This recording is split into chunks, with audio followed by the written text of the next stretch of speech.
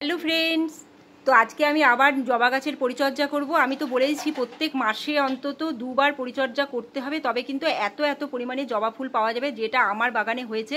দেখুন এই বৃষ্টির মধ্যেও কি সুন্দর করে জবা ফুল ফুটছে। আর এখন তো রোদের প্রায় দেখা নেই বললেই চলে, পুরো মেঘলা হয়ে আছে, তাও রোজ কিন্তু বাগানে জবা ফুলের ফুটে আছে। দেখুন এক একটা গাছে 3টে 4টে, কোনো গাছে 1টা 2টো এরকম করে ফুটছে। আর ভীষণ সুন্দর দেখতে লাগছে এই সময় গাছগুলো, কারণ মাঝে মাঝেই বৃষ্টির জল পাচ্ছে, তো বৃষ্টির জলের মধ্যে গাছগুলো আরও সুন্দর হয়ে উঠেছে দেখুন। আর ফুলগুলো অনেকক্ষণ মানে গাছের মধ্যে থাকছে, যেহেতু রোদ নেই। রোদ উঠলে কিন্তু খুব তাড়াতাড়ি ফুলটা একটুখানি শুকিয়ে যায়, আর যেহেতু রোদ থাকে না তাই অন্তত 2 দিন থাকে আমার গাছের মধ্যে ফুলগুলো, তাই জন্য খুব সুন্দর লাগছে। আর আমার এখানে যেই জবা গাছগুলো আছে সেটা তো আছেই, আরও অনেক জবা গাছ আছে, সেই গাছগুলো আমি আপনাদেরকে দেখাবো। তার আগে দেখে নিন একদম নিচের থেকে জবা ফুল ফুটেছে, আর কি ভালো লাগছে, সাইজগুলোও বেশ ভালো হয়েছে। গাছগুলোও বলেছিলাম খুব একটা বেশি পুরনো না, তো আমি রিপোর্টিং করে দেখিয়েছিলাম এই গাছগুলো। রিপোর্টিং করার পরে কিন্তু আমি অনেকটাই উপকার পেয়েছি, তাই জন্য গাছকে কিন্তু সঠিক সময়ে রিপোর্টিং করাটা খুব দরকার। দেখুন কুড়িগুলো এরকম রোজ কিন্তু কুড়ি আমার এরকম হচ্ছেই, আর নিচের থেকে একদম কুড়ি, আর নিচের থেকেই পাতা। আর এখানে দেখছি ওই যে ফুলটার তলার মধ্যে দেখুন কত কত কুড়ি হয়ে আছে। তো এরকম ফুল কুড়ি আনতে গেলে মাঝে মাঝে আমি যেই পরিচর্যাগুলো করি, শুধু খাবার নয়, খাবার দিলেই যে গাছের মধ্যে ফুল আসবে বারবার করে সেটাও নয়, তখন কিন্তু অনেক ফুল দেওয়ার পর গাছ কিন্তু অনেকটা দুর্বল হয়ে যায়। তখন একটা কিছু করতে হয়, সেগুলো আমি কিন্তু আজকে এই ভিডিওতে করে দেখাবো। শুধু খাবারটা মানে দেওয়াটাই আমার কাছে মেন ব্যাপার নয়, আজকে আমি আপনাদেরকে অন্য একটা কিছু করে দেখাবো, যেটা জবা গাছের পক্ষে ভীষণভাবে গুরুত্বপূর্ণ।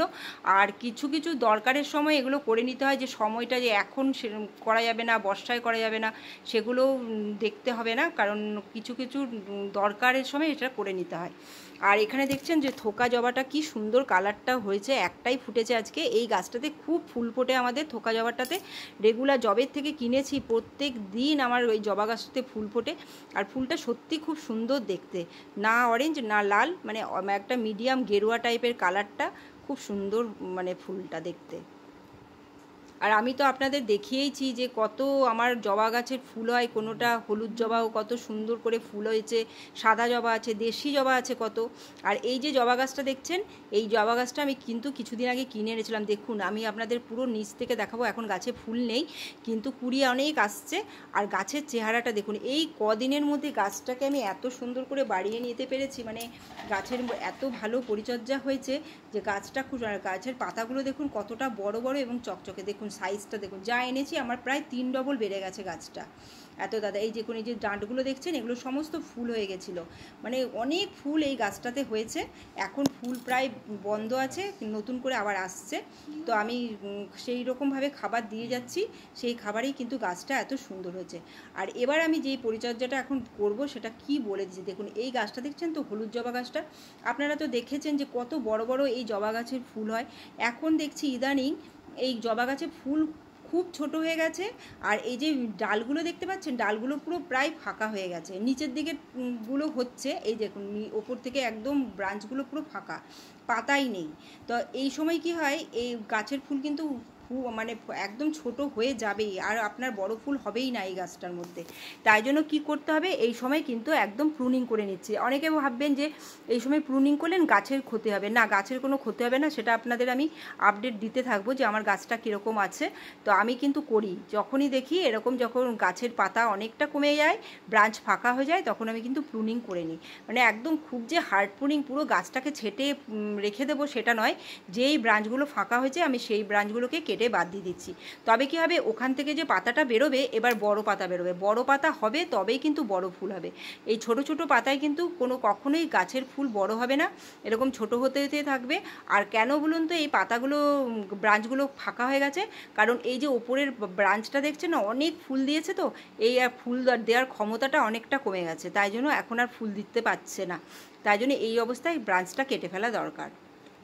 তো আমি এখানে কাটার দিয়ে কেটে ফেললাম কিছুটা, মানে পুরো গাছটা কিন্তু কাটিনি, আমি বারবার বলছি, আমার যেগুলো যেগুলো মনে হয়েছে কাটতে হবে আমি সেইগুলোকে কিন্তু কাটছি।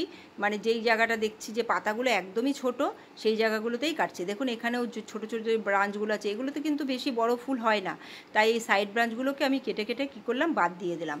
দেখুন এই যে এতগুলো আমি ব্রাঞ্চ কী করলাম, কাটলাম। এবার অন্তত আমার 1 মাস তো সময় লাগবে। আমি 2 দিন পরপরই যে দেখবো যে গাছে পাতা বেরোচ্ছে কিনা সেটা করলে হবে না। কেটে আপনাকে অন্তত 1 মাস দেখতে হবে, এবং তার মাঝে কিন্তু খাবারগুলো দিতে হবে যে গাছে যাতে নতুন করে পাতা আসে। আর আমি দেখুন এই গাছগুলো যে ফুল হয়েছে, এখানে আমি আজকে কোনো খাবার দেবো না, এমনিতে আমার গোবর দেয়াই রয়েছে সব। এখানে আমি বলেই দিয়েছিলাম গোবরটা দেওয়া আছে, তাই জন্য আমি কিছু খাবার দিচ্ছি না। যেই গাছটাতে প্রুনিং করলাম সেই গাছটাতে আমি খাবারটা দেবো। আর এখানে দেখতে পাচ্ছি নিচ থেকে একদম পাতা, তাই জন্য এখানে কোনো দরকার নেই এখন খাবারটা দেওয়ার। ফুলও হচ্ছে, ফুলটা আবার যখন শেষ হয়ে যাবে তখন আমি আবার নতুন করে খাবারটা দেবো, তখনই হবে, এখনই দিতে হবে না। তো আমি এবার দেখাবো এই ফুলগুলো। আমি এত ভালো লাগছে দেখাতে যে আপনাদেরকে আমি দেখিয়ে দিচ্ছি যে এই গাছটা আর ওই গাছটার মধ্যে তফাৎটা, সেই জন্য আমি আপনাদেরকে এই ফুলটা আবার দেখাচ্ছি। এবার দেখুন এবার আমি কী করছি, মাটিটাকে খুঁড়ছি, যে গাছটা কাটলাম সেই গাছের মাটিটা খুঁড়ছি। গাছের মাটির মধ্যে এইখানেও কিন্তু আমার দেয়া আছে খাবার, গোবরের টুকরো। আপনারা কিন্তু ঘুটের টুকরো ভিজিয়েও দিয়ে রাখতে পারেন। এবার দেখুন আমি কি দিচ্ছি, এটা হচ্ছে শুকনো সর্ষের খোল, তার সাথে ফাঙ্গিসাইড পাউডার এবং সিউইডের কটা দানা। ফাঙ্গিসাইডটা অবশ্য করে দিতে হবে, যেহেতু এখন প্রুনিং করছে, এখন বৃষ্টি পড়বে, যাতে গাছে ফাঙ্গাস না লাগে। আর সিউইড দিলে গাছের গ্রোথটা খুব ভালো হবে এবং গাছের মধ্যে ফুল আসতেও সাহায্য করবে। আর সর্ষের খোলটা অবশ্য করে দিতে হবে, তার কারণ হচ্ছে গাছে এখন পাতার দরকার, তাই জন্য আমি গাছের মধ্যে সর্ষের খোলটা দিলাম এবং শুকনো দিলাম। ভেজা কিন্তু এখন দেবেন না, ভেজা সর্ষের খোল দিলে গাছে ফাঙ্গাসটা লেগে যাবে। তো দেখুন কীরকম দিচ্ছি, আর খুব অল্প পরিমাণে, এখন একদমই অল্প পরিমাণে দেবো। এই যে এত বড় একটা টবের মধ্যে প্রায় 2 চামচ মানে সব কিছু মিলিয়ে ঝুলিয়ে প্রায় 2 চামচ মতো হবে। আর বাদবাকি যে সারটা আছে সেটা আরেকটা যে ছোটো গাছ আছে আমি ওর মধ্যে দিয়ে দিলাম। ওই গাছটাতেও দেখছি পাতাগুলো কীরকম হয়ে গেছে, তাই জন্য ওই গাছটাতে দিলাম। তো আপনারা এই সারটা দিয়ে দেখবেন, যদি কখনো প্রুনিং করেন দেখবেন কদিনের মধ্যেই নতুন পাতা গজিয়ে ফুল হয়ে যাবে। তো আপনারা ভিডিওটা দেখবেন, যদি ভিডিওটা ভালো লাগে, জবা গাছের যদি কোনো আপনাদের উপকার পান এই ভিডিওটা দেখে, তবে আমাকে কমেন্টে অবশ্য করে জানাবেন। আর আপনারা অনেক কিছুই জানতে চান যে কি কি খাবার দিই, আমি তো বলেই দিয়েছি যে জবা গাছে আমি কিন্তু ঘুরিয়ে ফিরিয়ে নানা রকমের খাবার দিই এবং তাতেই আমার জবা গাছে সবসময় ফুল থাকে। আমার বাগানে যদি আসেন বেশিরভাগ সময়ই দেখতে পাবেন জবা গাছে ফুল, সেটা শীতকালেও হোক বর্ষা বা গরম, সবসময়ই কিন্তু আমার জবা গাছে ফুল থাকে।